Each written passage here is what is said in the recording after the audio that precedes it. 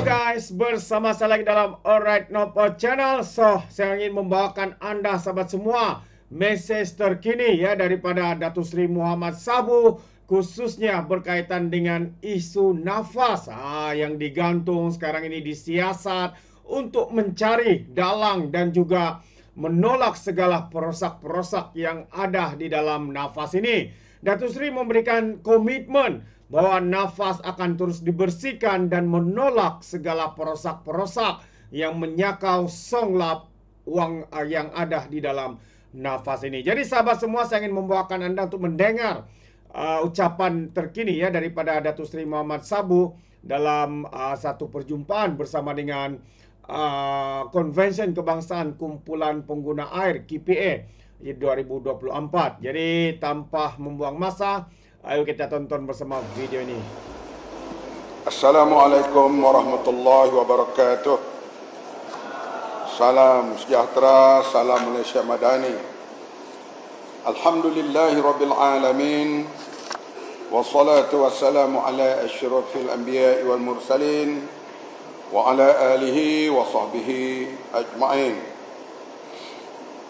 Sadari pengacara majlis yang berbahagia, Datuk Seri Isham bin Ishaq, Ketua Setiausaha KPKM,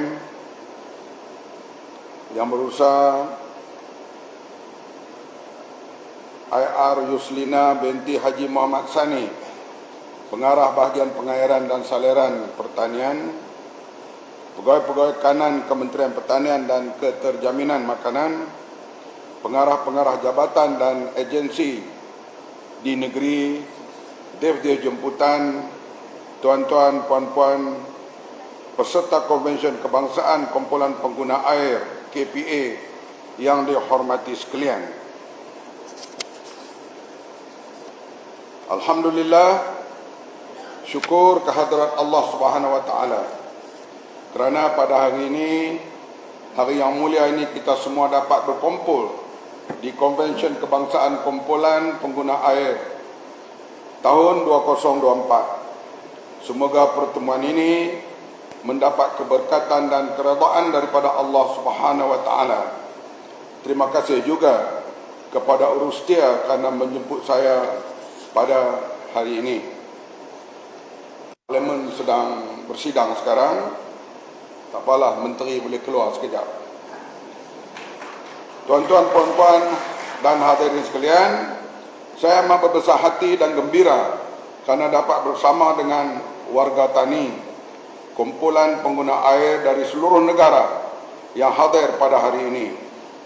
Saya dimaklumkan ada seramai 300 pesawah dan petani yang berada di sini. Menjadikan konvensyen ini platform terbaik untuk petani dan pesawah berkongsi idea, pengalaman dan wawasan dalam memperkukuh sektor pertanian negara. Tahniah kepada semua yang hadir.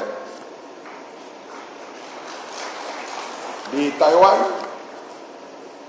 Taiwan, petani yang mengusahakan 2 hektar tanah, tanam apapun, mereka boleh pakai Mercedes.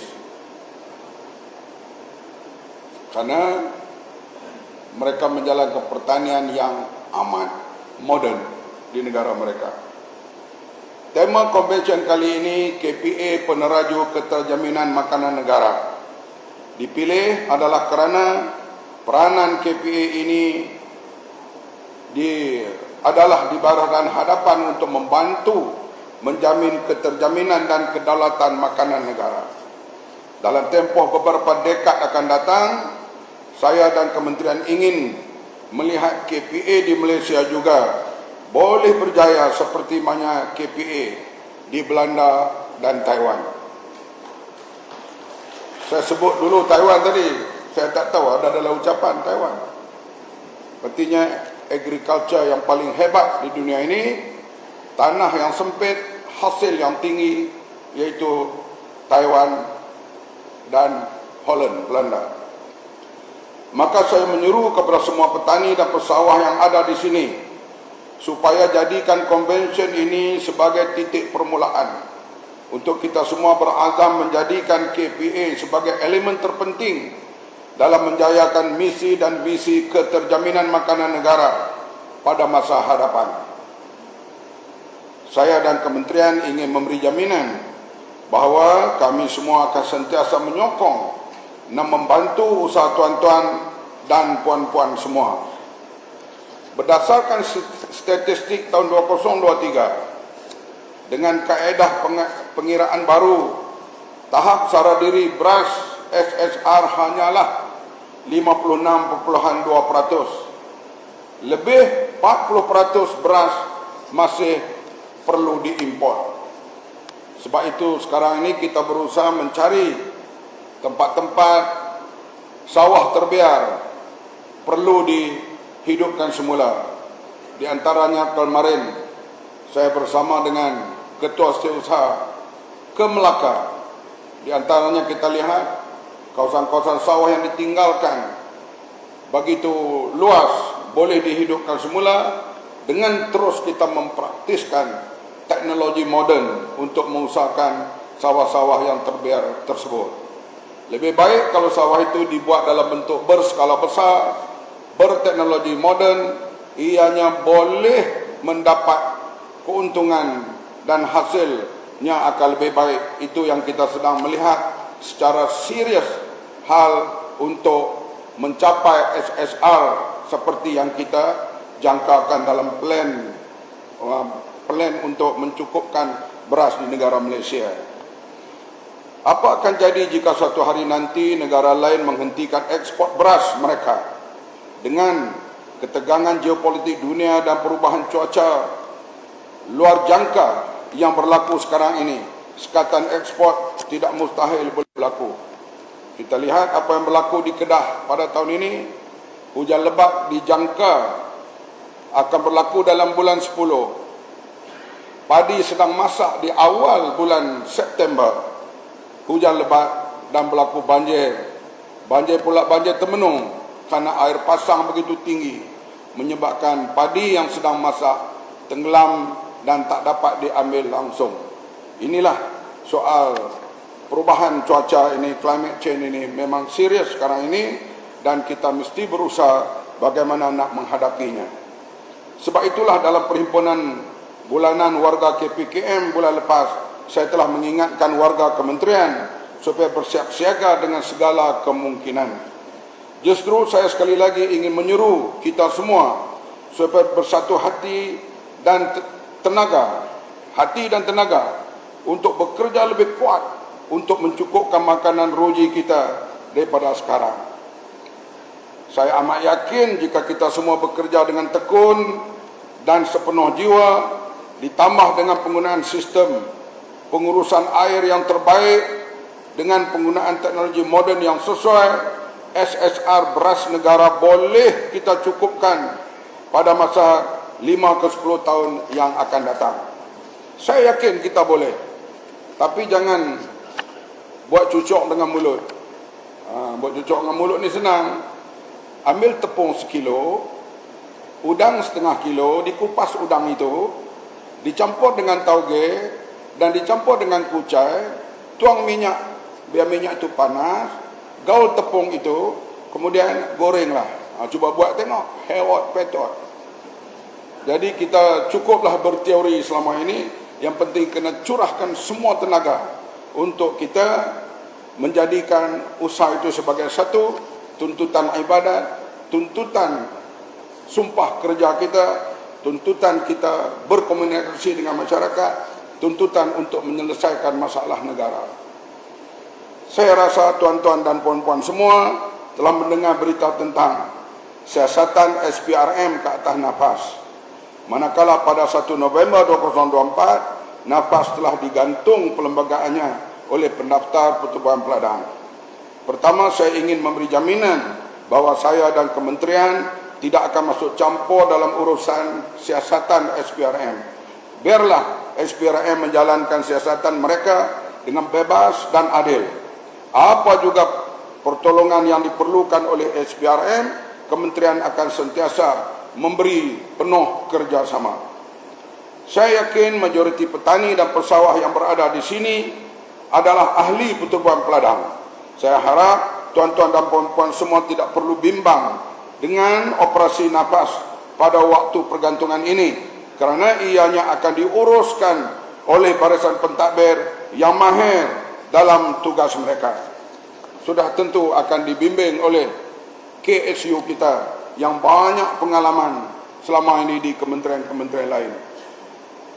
Justru saya menyeru kepada tuan-tuan dan puan-puan supaya bersama-sama dengan kementerian untuk memastikan nafas bersih daripada segala penyalahgunaan dan penyelengan kuasa. Dan insya-Allah nafas akan terus bernafas. Kita tidak mau lagi amalan menyakau terus berleluasa dalam mana-mana agensi atau badan di bawah pentadbiran kementerian ini. Dan kita mau melihat nafas pada masa akan datang menjadi sebuah pertubuhan yang benar-benar memberi kesejahteraan dan kemakmuran kepada lebih 600,000 ahlinya. Saya selalu bercakap bagi contoh, antara atau institusi keuangan yang rosak teruk tapi diperbaiki kemudian dia memacu dengan hebat, di antaranya yang berjaya ialah Bank Rakyat. Dulunya di zaman saya masih muda, Bank Rakyat menjadi isu besar, tetapi bila dibuat reform, dibuat pembaikan, dia memacu dan berada di persada menyaingi bank-bank lain sehingga boleh memberi dividen yang agak tinggi kepada para pelabur dan para penyimpan di Bank Rakyat. Kita harap nafas ini akan lebih hebat daripada itu pada masa akan datang, tempat para petani bergantung di antaranya kepada nafas pada masa yang akan datang. Hadirin hadirat yang saya hormati sekalian, saya harap setiap peserta di sini dapat membawa pulang segala ilmu, pengalaman dan inspirasi baru yang telah diperolehi oleh konvensyen ini. Jutaan terima kasih saya ucapkan kepada semua wira petani kita di seluruh negara atas segala usaha anda, atas usaha anda semua dalam memastikan kecukupan bekalan makanan negara. Akhir kata, dengan lafaz Bismillahirrahmanirrahim, saya dan tuan-tuan semua kita meresmikan, sukacita meresmikan Konvensyen Kebangsaan KPA tahun 2024. Semoga konvensyen ini membawa manfaat dan kejayaan kepada kita dalam mencapai aspirasi bersama. Sekian, terima kasih. Wabillahi taufiq wal hidayah. Wassalamualaikum warahmatullahi wabarakatuh.